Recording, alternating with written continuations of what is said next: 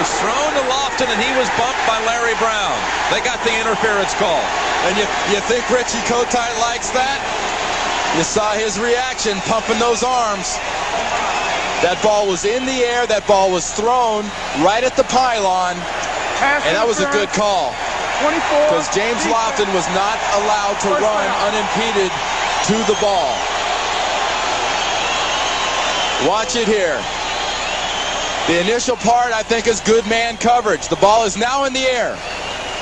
Here's Lofton going to the ball. The left arm is put on Lofton. That's an easy call. Brown never turns around, never looks at the ball. And, of course, he says, I didn't do it. But then again, I never held when I played in the league, so I can understand. First and goal from the 4. Heath Sherman for only a yard. Timeout quickly called by Kotite and the Eagles. 1 minute 30 seconds remaining in the second quarter.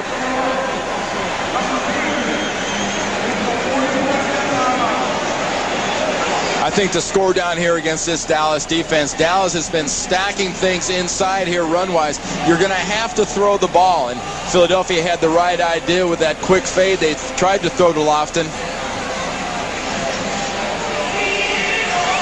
The Dallas defense had given up only 1 touchdown in 11 quarters coming in. Add the first quarter to that, and now we're up to 12. And this is a defense, as undersized as they are, and you talk about them being a speed team and not a power team. When they get in the red zone, this defense of Dallas finds some way to swell up. They find some way to catch an attitude. And you talk to Thomas Everett, their safety. He says, hey, look, we just start hitting better, we start thinking smarter, and we start moving faster to the ball. Second and goal from the 3.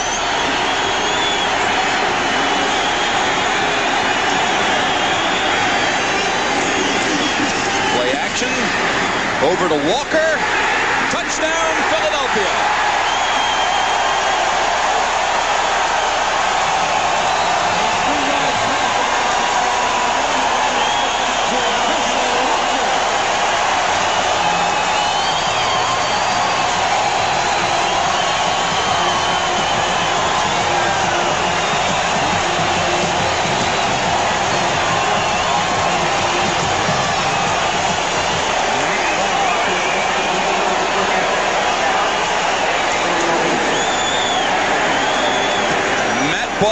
Brings the Eagles within 3. Richie says, yeah. And what's the yeah? A quick play action, a float in the flat. And Walker will not be stopped.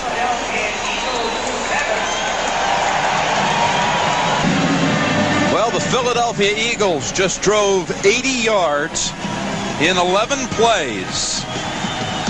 And a pass over to the former Cowboy, Herschel Walker.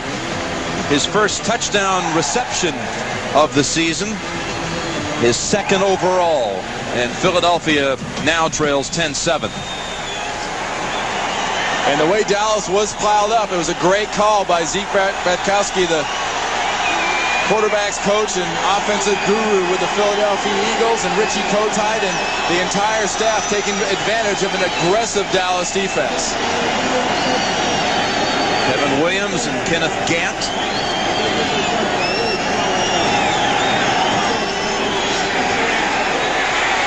Kick comes to Williams at the 8. He'll take the middle, now the left side.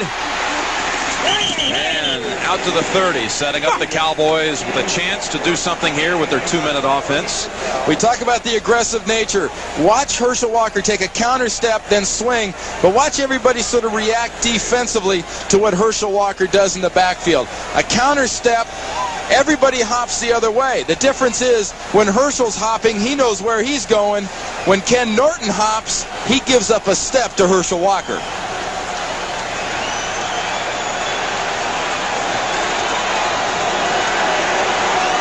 Simmons and the Eagles expect the Cowboys to do something here in the last 2 minutes, but not on that play. Byron Evans, Andy Harmon, They drop Emmitt Smith for about a 4-yard loss. And Bud Carson defensively right now has the Dallas Cowboys on their heels. He is playing defense offensively. He is the one attacking. He is the one dictating to the #1 offense in the NFL. They're running the ball effectively. They had been running the ball effectively. They're very frustrated with the lack of passing. With a 4-yard loss, Dallas now in no hurry. 2nd and 14. They go back to Smith. And he gets out to about the 36. 3rd and 4. And it doesn't appear the Cowboys will try to do anything else here before the half. The most important thing I think the Cowboys have to do right now at this point is get their offensive coaches down to the locker room. Look at some of those snapshots, those Polaroids you always see them concentrating on, and figuring out what is stopping Jimmy Johnson's offense so effectively defensive standpoint for the Philadelphia Eagles. Johnson's passing game has been nil. The Cowboys lead 10-7. That's the end of the first half with the score. Dallas 10, Philadelphia 7. These Cowboys playing for a first-place tie with the Giants. The winner will move into that tie with the Giants at 5-2. And Randy, in the first half, Ken O'Brien really started to get things going, especially late when he threw a touchdown. And people here in Philadelphia were not so sure about O'Brien going into this game. You know, don't bury these Eagles yet, really. Ken O'Brien just getting the handle really on the offense in that end of that second half, led that great drive. And defensively, you look at the stats that happened in that first half. They gave up a lot of yards on the running side of the ball to Emmitt Smith, but they sort of took the attitude that, hey, if you can't get good big plays on us passing, you can't beat us. And 10 yards passing for a Dallas offense, which came into this game #1 in the NFL, is just incredible. Dallas scored its touchdown off of a fumble recovery that set it up. Maryland on the recovery, then a reverse for a touchdown by Kevin Williams. You see Aikman's numbers, his lowest output of the season. And what Philadelphia has done is they've gotten very physical from a passing defense standpoint.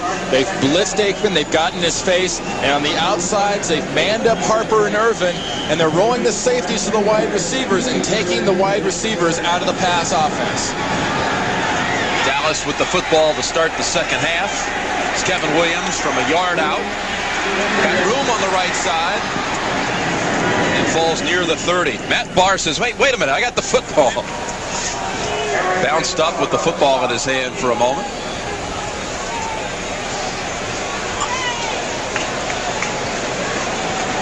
Everybody that plays football assumes they're going to be a starter. But, you know, special teams are very important. Let's keep an eye on Derek Oden here and see how his day is coming. Ooh, Bill Ouch. Bates. That's Billy Bates. He's only been playing special teams in the NFL for about 37 years. He's been there forever. Emmitt Smith stacked up, maybe got a yard. Brett Hager, backup linebacker from the University of Texas, made the hit at the 30-yard line. And to sort of back up what we were talking about earlier about, you know, Michael Irvin and the wide receivers of the Dallas Cowboys, Irvin has only had 2 balls even thrown in his direction so far today. He's a receiver that averages about 11 passes thrown to him a game. So, you know, keep an eye on Eric Allen. Keep an eye on Ben Smith and the job they're doing against these high-tech, high-powered wide receivers. Saw Ben Smith, 2nd and 9, and a flag comes in. There was the 3rd pass attempt in the direction of Irvin today. He's caught 1. We talked to Michael last night. He really enjoys getting the football quickly in a game to get started. Well, he wants it fast because he knows then that he's in the plan for the entire game, and they've denied him the football. Well, the Eagles jump. Offside, 95, defense, still 2nd down. You know, flag or not, that pass was batted down by Michael Irvin's abdominal muscles on that one. I mean, Aikman fired that ball out to him, and it bounced right off him. So far, these receivers for the Dallas Cowboys seem to be very frustrated. And if they're frustrated, Aikman can lose faith. 2nd and